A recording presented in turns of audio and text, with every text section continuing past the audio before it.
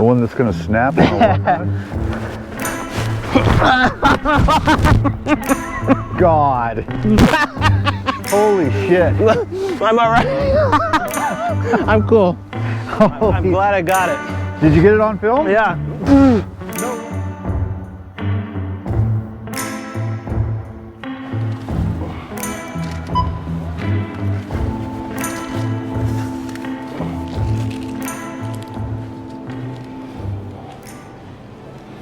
All right, we're out of here. Welcome to the Squim Walmart. Actually, it's a stunning view when you walk out of the store here. I don't know if you can appreciate the 4K Olympic mountain range here. Snow covered, our destination again today with special guest Lee Strauss coming in as another experiencer of the strange and unusual. We're on our way to meet him right now. Head up to the mountains. Forecast calls for partly showers, but in a little bit of a hustle today. Hope you all are having a wonderful day. I just got over a nasty head flu. Haven't filmed in quite a while. And now I'm looking for my keys. All right, let's go. See, just like that, it's daylight. God damn, it's freaking music playing here everywhere I go, man. It's just constant soft rock, and it's all trademarked. So, while we wait for Lee Strauss from podcast Element 115, I believe, is the name of the podcast. I know that's the name of the podcast on Spaced Out Radio. You can catch that show, I believe, every Friday. He's actually inside the grocery store right now, picking up some hot snacks to take into the mountain.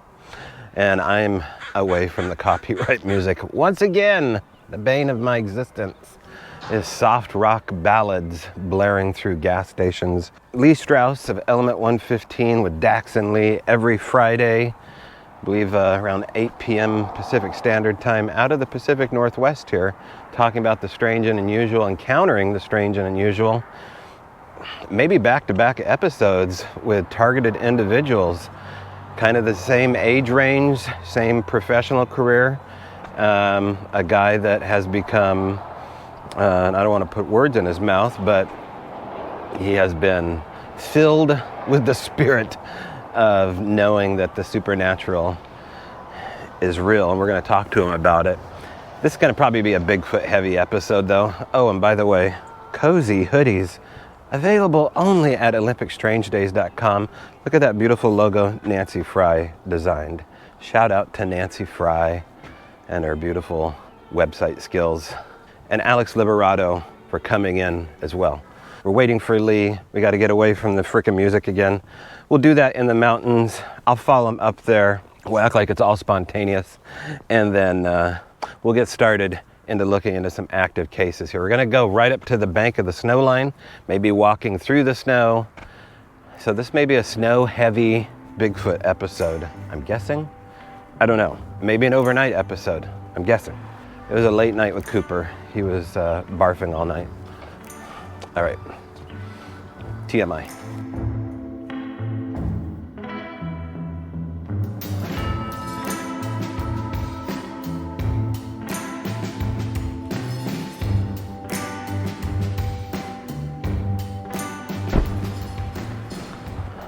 The unfortunate sight of Garbaggio, Lee. It's sickening, is what it is. Hey, how's it going? This is our show opener here now. All right. So we just ended up in a gated community. A real fancy HOA situation. This is your sleeping arrangements for tonight. Only the best. That's fantastic. Yeah. I think we can both fit on that bed. Yeah, there we go. We'll be spooning that for the Patreon episode. So thanks for meeting me here, dude. We're at the top of what is known as, well, we're just going to call it west of Quilcene, Washington, near a watershed. And I guess the point is that we're going to go check out this watershed because apparently It's all locked up, by the way. Like, we're not going to probably get in there. Maybe clandestine ops or something like that, but not in the daylight. Supposedly some high strangeness, and you're used to hearing about high strangeness. I'm used to dealing with high strangeness as well. Well, tell people more. Well, I've been abducted, so there's that. You're jumping right into it. Yeah, I mean, well, there's that. And then, you know, it seems like when you have one phenomenon going on, somehow other phenomenon starts to happen to you, right? Yeah. So it was like hauntings, and then, of course, when I was with search and rescue and that sort of thing, I started doing that later in life, and started to get into some Bigfoot stuff. Okay. Yeah. And you find yourself talking to witnesses here every week, right? Not just witnesses with, you know, as it pertains to Bigfoot, but it's also, you know, alien, and it's UFO, and it's ghost and paranormal and whatever you want to call it. And even some life after death stuff, you know, we talk about a lot of different things. So you think it's all connected? I think there seems to be a river that runs underneath, if you know what I mean. Yeah. And those things it's like it's like an unseen world, right? Just underneath what is, you know, just normal life. It's just something that's there, that's tangible, that's people experience in their everyday lives. And, you know, it's just like a river runs right underneath us. And sometimes we have the eyes to see within that river, and sometimes we don't. There literally is a river running underneath us right now, and we're going to go to it. And as we do it, I want to hear more about your experiences. Lee, tell me everything. The audience wants to know about this guy. What the heck, dude? Abducted right out of the gate? Well, you know, it all started for me with my parents, you know, telling me stories of things that they saw and things that had happened to them. My mother first with, you know, being chased over Stevens Pass by a UFO, and my aunt in the passenger seat screaming, "No, they're going to help me with my MS. Let's just stop. They're going to cure me of my MS," you know. So that was the stories that you grew up with? Yeah. Hearing? Yeah. Okay. Go on. And my mom's like, "Hell no," you know, and she's flying over Stevens Pass, like trying to get away from this thing that was above the car, lighting up the whole entire. Well, so that was not a woodpecker. That was too loud. Well, maybe should we just continue and talk and see if it happens again, because who knows? We'll ignore it. That's what they say to do. We're just going to ignore it. Okay, so all right, do it again. You grew up hearing these crazy stories, mainly on the women's side, the ladies' side? Well, I also heard stories from my father as well. Okay. He's seen stuff as well in the sky, and he would tell me about it. One of the stories I grew up hearing, which is pretty incredible, is my parents lived in Omak, Washington, right after I was born. That's where they moved to. And in Omak, they rented out a farmhouse. Lots of pasture land. There was cows out there. There was also this electric fence. Well, one night they heard a bunch of commotion from the cows. Okay. So they look out in the field, and it looks like these blue lights dancing out in the field. And they figured, well, it was just the rain on the fence, you know, on the electric fence. But I'm thinking to myself, as they're telling me this, or as my father's telling me this, that sounds weird. Wouldn't they know that already? About the moisture and the electric fence and blah, blah, blah, blah. And why was it just this one time? Yeah, why is it suddenly new? Why was it just this one time? And I'm like, no, there's something else fishy going on. There must have been. But let's fast forward to today. Or should I say about 13 years ago, 14 years ago, what happened to me. I went to bed like any normal night. You know, just go to bed, gonna wake up the next day and go to work, right? No big deal, nothing strange or anything. Go to bed about 9 o'clock, and I wake up and I am not in my room. I'm on a metal table, it seems like a metal table, and I'm looking down at a floor. But the weird thing is I could see my body as well, as I could also see through my own eyes at the floor. So you're having a full-on OBE. Yeah, I was like, well, what's going on here? I'm on a table, I see my body there. I'm trying to move my body and I can't move my body at all. But I'm watching everything that's happening. And there's this cone of light that comes down from the ceiling over my body and over this table. And so it's freaking me out. I'm having like, holy crap, what the hell is this? You know, not only am I seeing my body, but I'm also seeing through my own eyes. And how could that possibly be? And I'm not a person that remembers most of my dreams. I do have a few dreams I remember, but it wasn't like this. This is just way out of the norm. So I'm freaking out, going, what the hell? I can't move my body. And what I see from the ceiling is like this contraption coming down from the ceiling. And it looks like if you had ever seen Superman, you know, and he's in the ice castle, right? Oh yeah, the Fortress of Solitude. The fortress, right? And he throws the crystal or whatever, and these tubes or whatever come up out of the floor. This needle's coming down from the ceiling in this contraption, and it keeps coming lower, and the contraption stops, but the needle and the syringe thing keeps coming down towards the back of my neck. And I'm freaking out with all get out, you know, just scared as hell. And it gets to the back of my neck, and I'm trying to move, I'm trying to do everything I can, but all I can do is get some garbled words, not words, just garbled stuff, you know, and then a bunch of drool comes out of my mouth, and it's very visceral. And then all of a sudden that needle punctures the back of my neck, and I could feel and hear the pop as it went into the back of my neck, into my spine. And it was the most excruciating pain I have ever felt in my entire life. And it gets into my spine, and then all of a sudden it's like the hand of God wrapped themselves around me. The hands of God felt like the most amazing love, euphoria, and just something you can't experience, you know, inside your body. It's definitely something you would have to experience when you're disconnected. I can't explain how amazing it was. I imagine that that's maybe what you feel once you pass away and you're with your loved ones and all of that. And I thought, wow, just wow. And then all of a sudden, like a minute later it seems, I wake up in my bed. And I'm like, holy shit, did that just happen? Oh my God, you know, oh my God. And then I reach, because the back of my neck's hurting, so I reach around to the back of my neck, and it's like this crustiness plus like a wet, slimy type of, you know, because it actually felt like it went in my neck, and there must be like blood, spinal fluid and that sort of stuff. Was there no blood? Not okay. Blood. It was clear and like plasma or spinal yeah, exactly. Fluid? Okay. Exactly. And so my wife at the time was next to me, and so I nudged her. I said, "You need to look at my neck right now." And so we turned the light on, and she looks at it and she says, "Well, it looks like you got some sort of weird spider bite or something." And I'm like, oh my God, that really freaking happened to me. So that's how everything started for me. Mm-hmm. And from that one point, you know, my adventure started. So I got a hold of SUFON, which is Seattle UFO Network. And they said, hey, you need to contact this group of abductees, you know.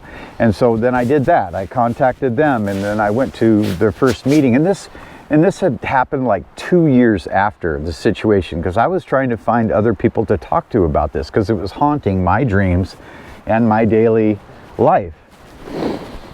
So, you know, going to work with that and trying to go to sleep with that thought in my mind, and all the whole time second guessing what had happened to me, not believing it, right? Right. But I finally get with these other abductees, this abductee group, and I go in there and expecting them to say to me, you know, that's not how it is, that's not what people experience when they go through abductions, blah, blah, blah, blah. That's what I wanted. That's what I wanted to hear, you know, that I'm just, you know, had some horrible nightmare. Right. And they're validating everything I'm saying. And that makes it worse for me at that point in time. You know, that just threw me into a tizzy. And it's like, then I have to take everything that I've ever learned. You know, I grew up as a Catholic. Even though we had strange things happen in the family, that's what we were, was Catholics. You know, going to church every Sunday and all of this stuff. And it's like, all of a sudden, I have to reevaluate my life and everything that I know, everything that I've learned and been taught. And that was very hard on me. Sure. In fact, I even got to the point where I thought it would be better if I unalived myself, let's say, because just dealing with that stress and all of that new realization that the world's not what I thought it was. Yeah. You know, and that's such a, I got to stop you there, because that is such a powerful thing to admit on camera, especially for a guy to be that broken by this issue. Is that the right word, broken? I mean, yeah, twisted, broken. Yeah. You know, it's something I'll never forget that I had to go through to, you know, come out the other side and be where I am now. And now it's like, for me, I am hunting it down. I've had things happen since then where I've been taken, but I'm actively looking for that connection with them now. I've gotten to the point where I was angry and upset and mad as hell, and now to a point where I need to know more. I want to know more. I feel like somehow I'm a part of that bigger family, and I'm trying to understand that. And so it was, for me, it was very frightening in the beginning, because I actually got to see them enter my room and take me. What do they look like? Well, it was grays. Well, yeah, describe them in more detail. There were 3 grays. Okay, so this amorphous blob in the corner of my room just forms. It's kind of like exactly what you see in my on my podcast on the back wall. That waviness. So it was just this waviness that was undulating, and the gray stepped through it. You know, it was first a hand, and then, you know, part of the foot, and then the head came through. And as soon as the head came through, that's when I launched up out of the off the couch that I was sitting on when she was doing the EMDR, because it frightened me so damn bad. You know, with just kicking up my heart rate and all of that fear just flooded back in. And it's like a lot of memories with that, you know, happening. A lot of memories of things that happened when I was a kid. Right. Like a puzzle pieces coming together for this larger puzzle. And you know, here we are today doing this stuff. How many years later? Well, this is about 13, 14 years, about 14 years since this happened to me. This is beautiful. If it wasn't for the fence. Oh, these blasted little fences here now. Look at that. We're behind the fence. We're in front of the fence. After your sessions, what was the doctor's name again? Dr. Janet Coley. And other people can see her? Yes, absolutely. Seattle, Washington? She lives on, I want to say it's Bainbridge. Okay. But she also does work in Seattle. She'll come over here a couple days a week, and then also sees people back over there. And I'm not the only abductee to visit her and get counseling from her. She wrote a book too. I don't remember the name of it right off the top of my head, but does she work with every variety of people, not just abductees? That's correct. Okay. Yeah. And I suppose you probably didn't give her any leading questions about what you were there to talk to, or did you? No, I let her know. I mean, I told her that, you know, I was an abductee, and so that whole thing is with the EMDR, it's watching the movement of her finger and then closing your eyes, and then she takes you back to where things start. She doesn't really lead the witness. She just asks you, what do you see? Sure. What are you seeing? You know? So she doesn't say like, well, now they're in your room, or, you know, okay, so you see the craft, or anything like that. She just asks you what you're seeing at that time. Totally on the level. Totally on the level. Interesting. Okay. It doesn't say we can't walk past this, so I'm going to do it. Yeah. Look at this weird grease. I mean, I know you got a grease. Oh, what the shit? That's why people don't climb it. Oh, yeah. I think you're right. Yeah. Yeah, you're right. They greased it because people were getting behind it. Yep. All they had to do is switch to a Coors Light and they could have crawled under that thing. That's not much of an effort there, folks. Okay, wait, now we were explaining what this clinician was saying to you with EMR, which is kind of like EMDR. It kind of sounds like hypnotic regression, but it's not totally. But she can do things like Doug Meacham from A Flash of Beauty can, where he can fast forward, pause, zoom in, and including ask questions. Yeah. That's crazy. In real time. And that's what I thought was really odd. She said, you know, once I was on board, she took me to that point where, you know, I was on board the craft, and that actually didn't happen until the second session. But she asked me, she goes, okay, now go ahead and ask them a question. I'm like, what do you mean ask them a question? How can I ask them a question? Because I'm here, I'm not back there. And she goes, yeah, but time doesn't work like that. Just ask them a question. I said, okay. So in my mind, I formulated this question like, where are you from? And they gave me a picture of a spiral of planets that goes off into almost infinity, right? You know, your closest planet is the biggest one, and then smaller and smaller and smaller and smaller as it goes back down the spiral. And they said, well, we're from all of these planets, basically, is what they were showing me. So like a system. But not just like a system, but like from different planets. So in my mind, I formulated that to mean, well, they have DNA from all these different planets. Like they've used DNA from all these different planets to put into themselves. I've never heard any of these theories, and especially the one that you could ask questions about a past event. Exactly. Which gets into the territory that time doesn't exist. On another level, yeah. You've gone back and somehow focused in on a period of time. Right. Wow. Right. And I also asked them, well, what are we? What are we really? You know? And the one that I was talking with basically showed me this orb. He's like, this is what we all are. Everything in the universe, plants, trees, animals, we're this blue orb, like a soul. This is what we all are. And it was the most beautiful thing at the time. It just rung so true in me that we all have this soul from you know, that comes from basically the creator source. And so in my mind, I saw that, you know, newer souls come from the creator source and the older souls going back to the creator source. And it's constantly happening.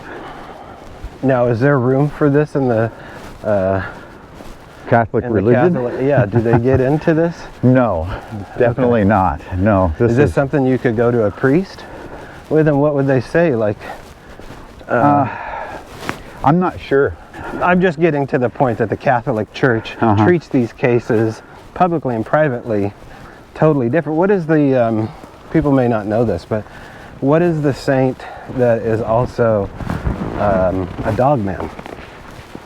You know this saint? Is it Saint? I have never heard of that. I think there's Saint Christopher. I think it's Saint Christopher. Tell me in the comments. I'm sure you will. That there's a hybrid. He has a canine head. You ever hear of this? I have never heard of that. Okay. And this gets into the rabbit hole of Mary Magdalene being a Bigfoot, or Mother Mary being a Sasquatch, in the 14th century paintings that we have talked about before. I'll put this saint image on camera right now, along with this Hairy Mary phenomena, which goes back to 14th century France. When you talk about that, the only thing that I can come up with is Anubis. Very much like Anubis, yes. But the canine head of the jackal head, I think even has a monk's robe on. Interesting. So this will be one of the more controversial images I show here on YouTube, but we like a little controversy.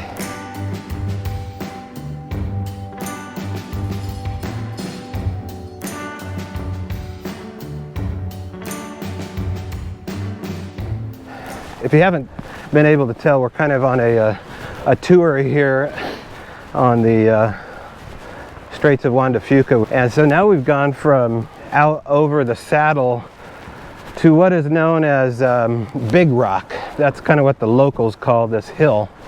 And we'll talk more about that here in a second, but we're maybe 25 minutes away from where we just were at that watershed, and I thought this would be a good stance for you to take right here as you tell us part 2 of your story. So, oh, we're going into part 2. Yeah, well, if you feel like it. So yeah, so we're talking about getting on board the craft.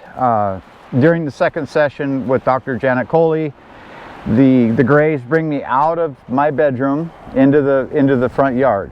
Okay, so there's a craft above, and I can see this darn thing. It's got this, looks like this wavy blue type of sparkly mist or cone of light coming down in the yard, and we walk over to it, and then we get pulled up into the craft. When that happened, it made me very nauseous. It felt like a complete rush, upset my stomach, like you just dropped in in an elevator or down a steep, Okay. So anybody that remembers episode 1 with Alex, what was the first thing he said in the first 5 minutes? It felt like his stomach was going through a roller coaster, and he was nauseous. Exactly. So I get pulled up on this craft, and I'm already feeling completely like I'm going to get sick.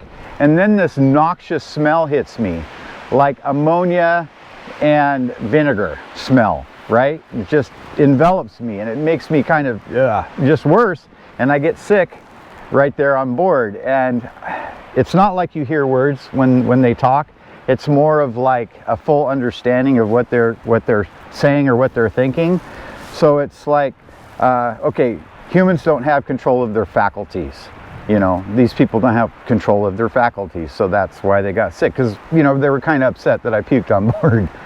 So then they bring me through this doorway, which has an arch, and then I could sense that there was like a presence to the left and to the right of me while I was watching my body and I was fixated on what was going on with my body. It's not like I had the ability to turn and look, because my attention was drawn right there when everything happened to me.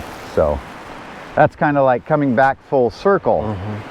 So the sickness feeling, like the nauseous stomach in your throat kind of deal, you've had time to think about this. Is this something more than G-forces? Is this something more than speed or transition? What do you think this is? Well, I think you just nailed it right on the head right there. You said transition. Mm-hmm. I think, going from being here in our atmosphere and being pulled and sucked up into a craft, I think it was that pulling and that transition between here and getting on board their craft. I can only imagine that everything is different. Everything is, the gravity now is, what they're used to on their planets, mm-hmm. or whatever.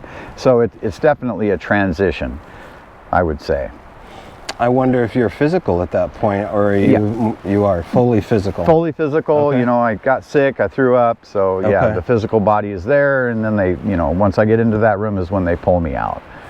Wow. Mm-hmm. So not an OB, not at No. all like the other experience. No. Oh, interesting. No. And so, we went through that whole thing again, we went through it again and again and again, and it was kind of like this desensitization to the whole, thing that happened to me. And that's kind of what they do with, people that come back from the Gulf or war or any kind of, conflict like that. If they have that PTSD, mm-hmm. is they go do the EMDR and relive that thing that happened to them over and over and over again to get desensitized to it. And as we did that, I got more comfortable with what had happened to me on board. It still shakes me up a little bit, mm-hmm. but it's not near like it was in the beginning, And so what they do is this is where it kind of gets a little gross. Okay, so there's this contraption just like before. In fact, one of the other tubes that I recognized had these like little fin holes in it, and it was like an accordion tube, like you would think of a vacuum hose. And so they have me on the table, and they're taking a fecal sample, and they're telling me why they're doing this, why they're taking the fecal sample, and that's to to see what's in my environment, see what's affecting me and my body. And so they take it, and I'm like, in my mind I was like, if you wanted to know what I had for dinner, I could have just told you, kind of like joking about it, right? Right. And they're saying, no, this is why we do this. This is the purpose for this. You know, we need to know, and everything eventually comes through your bowel, is what they're telling me. You know, everything that gets on our skin, you know, everything you eat, a cleaner, anything that gets on your skin, and everything you eat goes through your bowel eventually. Microplastics, transdermal exposure. You got it. Like we're a living Nicoderm Exactly. Patch or something, yeah. Exactly. Wow. But why you? I don't know. I'm Why a not regular me? guy. I'm a regular guy. Are you though? Yeah. I'm just a construction What worker. color's your hair when you were young? Red. Red, blonde, red. What's your blood type? It's not O. I know that. I believe it's AB Okay. negative. What's your lineage? What's your background? So that's kind of odd. I'm Swedish, but they call us Black Swedes because we have some, I'm trying to remember what they call it now. So I'm Swedish, but we have dark hair, and apparently we have some Basque blood in us. Have you had DNA Other tests? family members have. Yes, I haven't had it, but other family members have. Wow. Okay. I mean, I don't know. Have you done any research about the Basque sheep herders? I don't know about the Basque sheep herders, but I always heard that there was something odd about the Basque, and my mother telling me, well, we've got dark hair, and Uncle Tom has had his blood taken and has some Basque within his blood. And, you know, a lot of us have that dark hair, so they call us, from the old country, they call us the Black Swedes. I wonder if anyone in the comments here that knows about these 23andMe or these genome DNA tests that you can have sent in, which may or may not be having nefarious purposes. Some people think they do. They probably do. Probably run by the Gates Foundation now, but these gen bank studies here, the Basque, is that common to find in our DNA like they do with Ashkenazi Jew? I think that's another big one that they find all the time. I don't know. It'd be worth looking out to see how rare that is, because it does come up in Bigfoot lore, the Basque. So I want you to see this first here, because this is a sacred site that Sonia Zohar told me about. If people don't remember Sonia Zohar, go back in the archives, and she has moved on. She unfortunately died of breast cancer last year. I saw her a week before she'd passed on, and we talked about this location here where she would come at all times of day before she got sick and have interactions with not only Sasquatch but land spirits and such. And this was one of the areas that I'm excited to show you. So Yeah. okay, yeah, you would probably want this here. So Yeah. this is a magnificent, I'm sure, portal opening shaman entry point here, and it's a stone hallway. So without further ado, I'm gonna let you go through it, Let's roll. and you should be able to walk all the way out of it. Holy cow. Oh man, I'm intrigued here.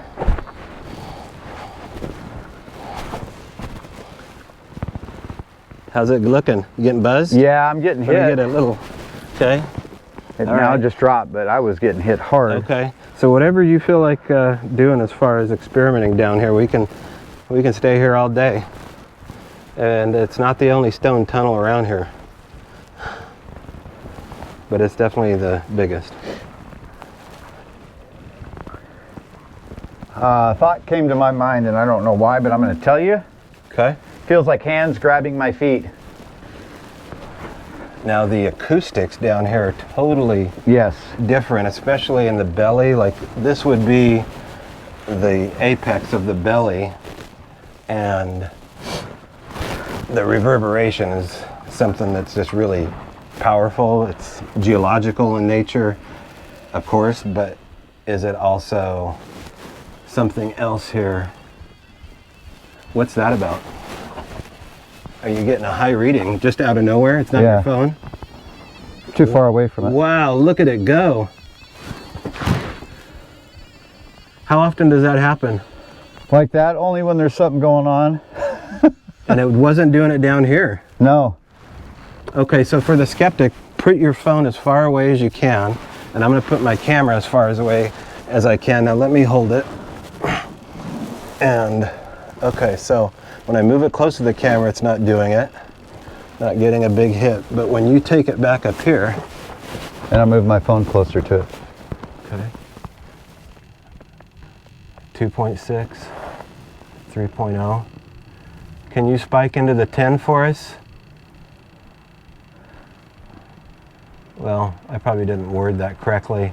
If there's somebody here, give us a sign on this device by pushing the energy up. We're on top of the crack now. There's a log, actually, that We need goes over pictures it. in here. And I just wanted to see what would happen if we left him alone down there. Because he's the experiencer, not Yeah, me. it's got, there's And maybe on this for is sure. I can definitely feel it. better suited for him to figure out. Can you hear me down there? Yeah. So deep recess and a area I won't be jumping to. So this is the exit point. Yeah, it's weird in here. Like I said, without Sonia Zohar, I would have never known about this. And Mitch Matra, I think it was technically Mitch Matra that told me about this. I can't imagine what it would be trying to spend the night down there in that. Oh yeah, to come here at 1 in the morning and just do a night sit for 4 or 5 hours, you'd probably get, your eyes would be crossed and you'd probably enter the fourth matrix of Shangri-La. So we're coming up around the corner of what's known as Big Rock, Lee. Now, there's that rock in the desert that people go to that have sightings. What's that, Contact in the Desert? And they all go to that rock, which was at the height of its popularity in the 50s. I think someone lived under this giant rock in the desert. I don't know if anything lives under this rock, but of course UFO enthusiasts and paranormal enthusiasts have been looking at geological answers like this, including megalithic stones, to do meditations and have contact. So this is I call it Zohar Rock because this is where Sonia would come to do ceremony. All right, I'll let you do your thing here. I'm just here to monitor you. Well, let's see what we got here.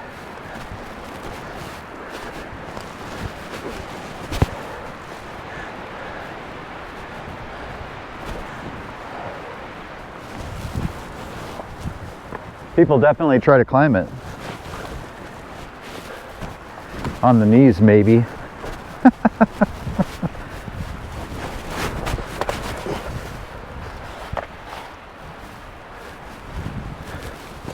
So this piece must have flopped right off of that. You can imagine how long ago something like that. Who knows, maybe there's something buried under there of significance.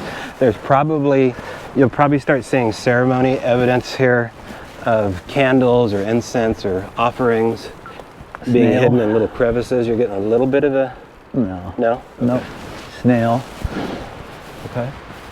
I don't think I see any carvings or glyphs or anything like that. Now, we don't want to be decommissioned athletes trying to... That's the thing. trying to impress the YouTubers. Yeah. Our first action series shot. Here we go.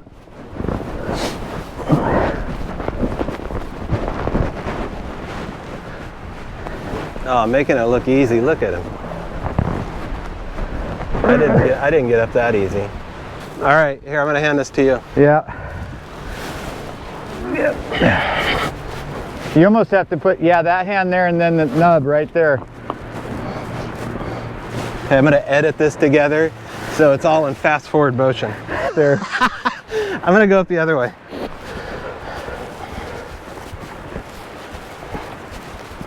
I see one right here. There it is.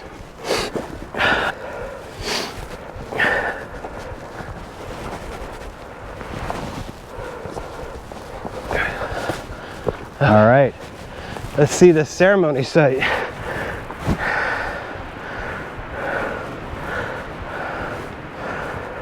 Just a bunch of bird shit. There looks like there might have been some right here. It pegged there for a minute.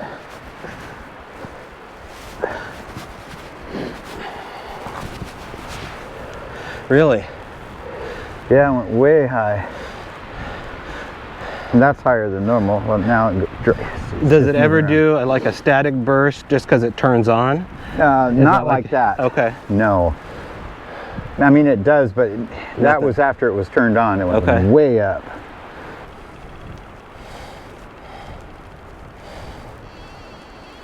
Ooh, yeah. Right there. It's quick. Oh, wait, look at that. Yeah, that's that. That is the, I think that is wax. So, you know, I mean, I'm going to say this again. Comment below what this could mean geologically. Are we going to get spikes on top of boulders like this just because of the geology? Well, this isn't granite, you know, and granite's got a lot of quartz in it, so that's not the answer. Okay. This is not granite. You're going to try to go down that way? I'm going to jump off that, yeah. Okay. We don't need any. I think I'll do more of a sliding drop.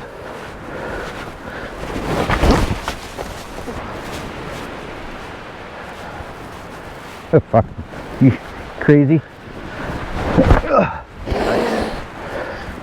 Put that on your Wheaties box and smoke it.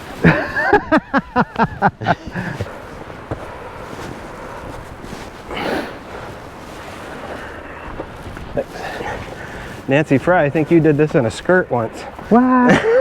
I think she did.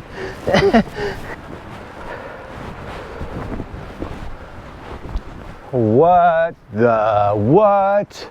Are you kidding me right now? Holy crud. Holy smokes. Pretty wild. That is freaking incredible. Anyway, we're in between another saddle or chamber here. And who's to say how deep some of these go? Because I don't think a lot of people have been 30 feet up. This is where Sonia would come and she would make her offerings here. What? In chambers like this. So you can see why they call these old sea cliffs. But super old, because you can't scrape this off. And I don't know how much of this would be tested as sandstone, but you can tell that this is erosion and from hydraulics here. Look at this smooth edge. It's definitely hydraulics for sure. And you can see where they had their fire over here in this right-hand side. Oh yeah, look at the soot. Mm-hmm. Amazing. Just incredible. Holy cow, it hangs directly over the top of us.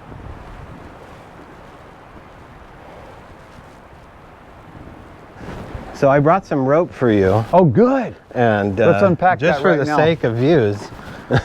Let's unpack that right now. I brought the right shoes. No, not really. So you think this is runoff, or is that stained from ash and soot? Well, there's some of that in here, but I do think a lot of that is runoff because you got that big crack where it runs from all the way up. So the rain that's falling on that rock, finding its way through. But yeah, people have had fires here, sure. There's more rocket ships. Yeah, I see a couple anchor points in here. So, oh, you do? Yeah, there's one right there. Oh yeah, you can see them easier from the side. Here's one. Here's one.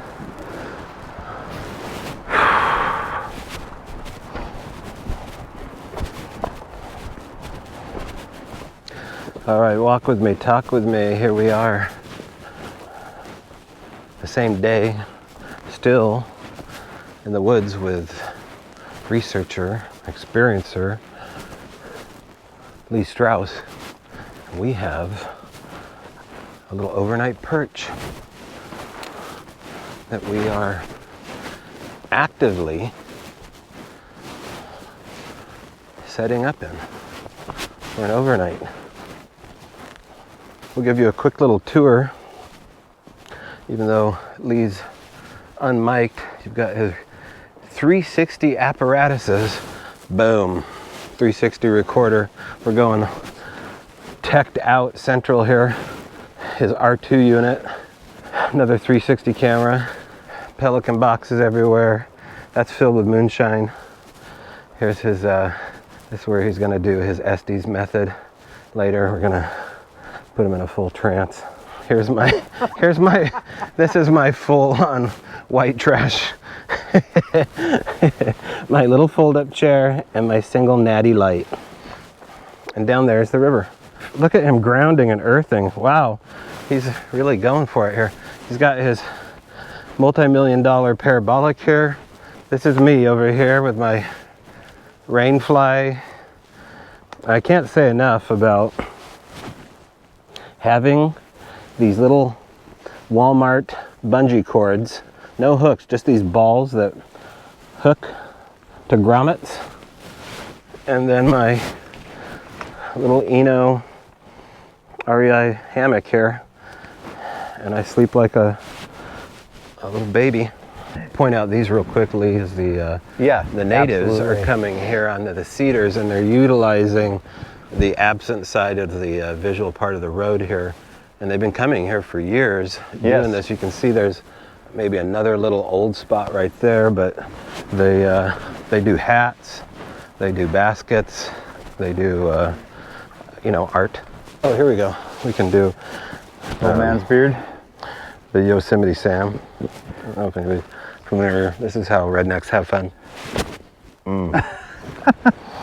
The other things I would look for is if they're getting into skunky, bunky trees like this, to see if they're getting torn apart and they're going for grubs, but it doesn't look like that's happening here, even though that is a pretty skunky old tree.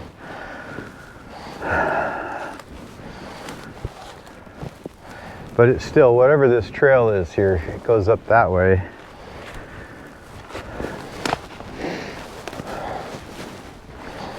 Most likely, I would say it was probably just a deer trail. I noticed in the previous footage with Dave Kuhn that the GoPro was not catching up with the ISO rate of darkness. They're notoriously bad in low light. Yeah. So we have a Temu special here, an external little light going on, so hopefully that helps the viewers. You're welcome. Oh, look at this thing. It looks like a like the rib cage of a ancient skinwalker or something here. Yeah. Or like a weird little sea creature. So what's going on here? So what would be going on here is you have those deciduous, or whatever they are. They're Like a maple tree? maple tree, and then a leaf came down. It looked like it pierced it perfectly to land right there on that little branch. So probably floated down. There's no way, dude. What? There's No? way. No way naturally. Come on. This sat there. Okay, let me go back. Like if this was wet and it sat here and hung and then I guess it rotted and then through the years or months and wind pushed it, yes. But I mean, I don't know how many times I've ever seen that. That's to me interesting. yeah, the maple trees over there. I mean, that's Comment below. What the hell? a hole in it, so you know it's bad. If I walk across this with my legs on each side of that branch, it's not gonna be good. So No, we gotta take you're gonna have a problem. He got the easier one. Is that what happened? Like the easier one? The one that's gonna snap when I walk on it? God. Holy shit. I'm all right. I'm cool. I'm glad I got it. Did you get it on film? Yeah. No way. Yeah, I did.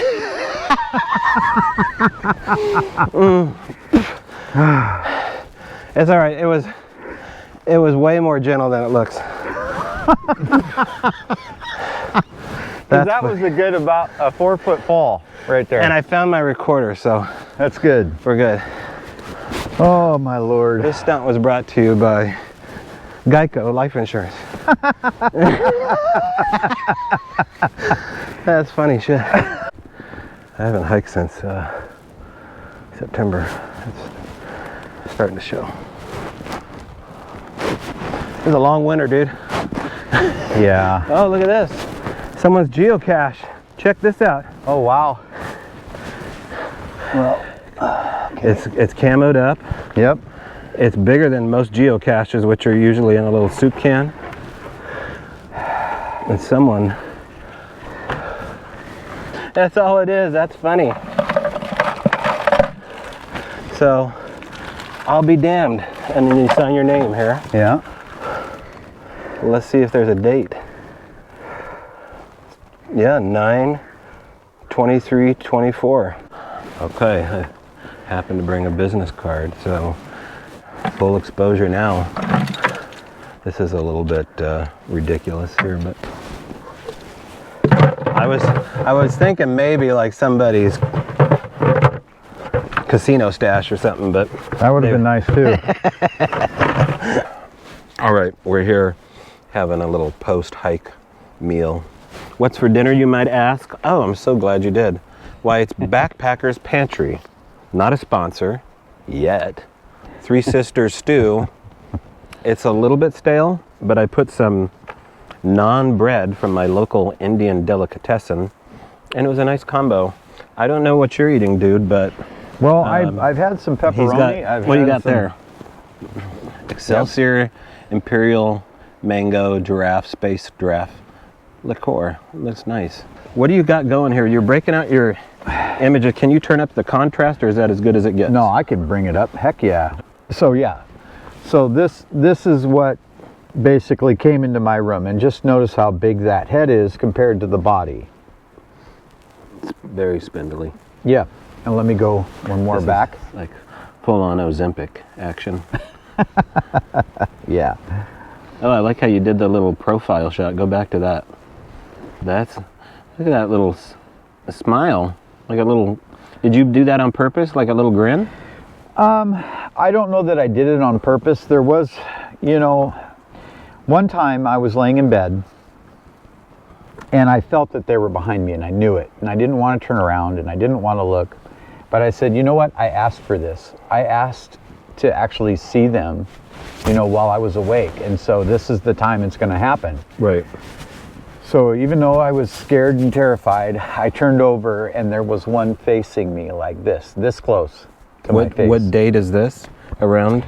It would have been the same as the 2014 time frame, right? So I'm going to have to go back to that. There it is. Okay. Now, this is such a crazy image because it almost looks like you gave up on it and just like, I'm going to scratch it out. But there's something more going on here. Explain those scratches. This is separate from that time. It's this was dated another on time. 2014. Right. Okay, October, the night of October 12th or 13th. Okay. Yes. This is another time, but when I was staring at the eyes of this creature, when I turned over and was like, oh my gosh, there's one right there looking at me. And it was almost as if I could feel the breath on my face. That's how close it was.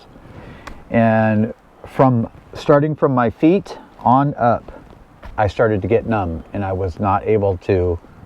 It was like, no, you cannot interact with us while you're awake. We need to paralyze you because it's just something, it's like a protocol.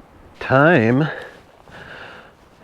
to make a fire here intermittently. I don't expect it to last very long, but we're going to at least have some wood nearby. There's reports here. We just found a signal about 20 minutes down the road and got a weather report that there is an atmospheric freaking river that is doing around midnight. Now, we're not sticking around if that happens, so we're trying to go for an overnight, but Lee and myself, we have our limits. Well, look at these beauties here. Let's see if they, nice and crunchy.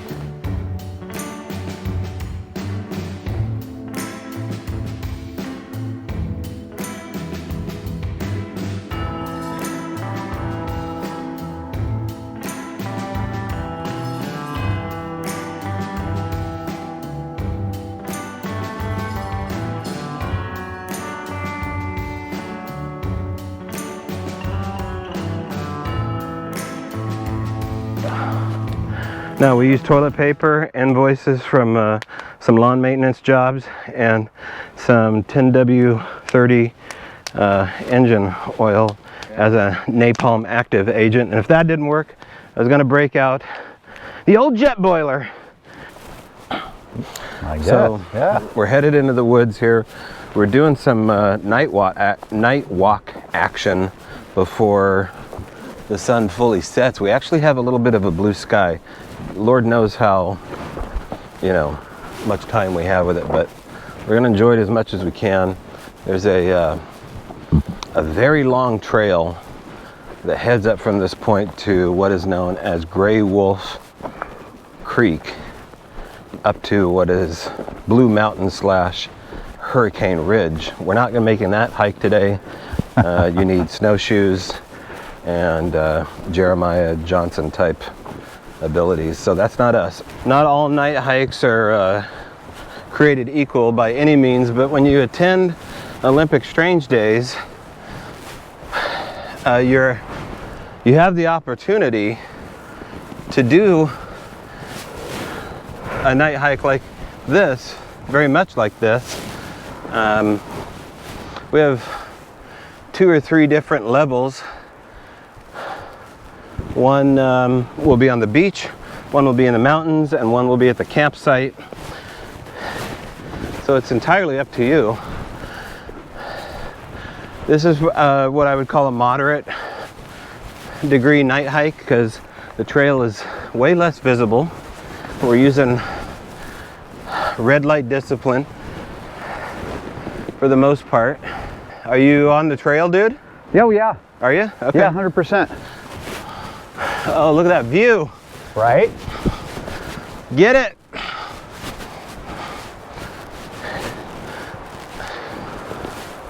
Oh yeah, that's what we came for. All right, what do we got there, dude? Oh, it looks like a river rock that's way the hell up from the river. Okay, so the river's about 100 yards at least off that hill. The trail, according to Onyx, is up this way about 50 feet. This is way out of place. All right, well, now we can say we did it. We know what we're in for round 2. That's a camelback hike for sure. I don't need to get dehydrated.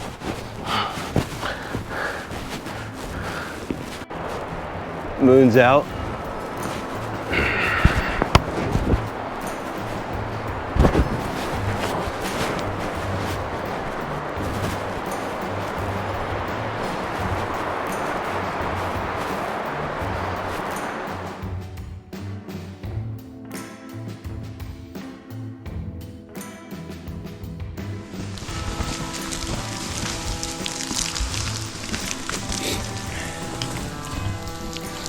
All right, guys, that's it.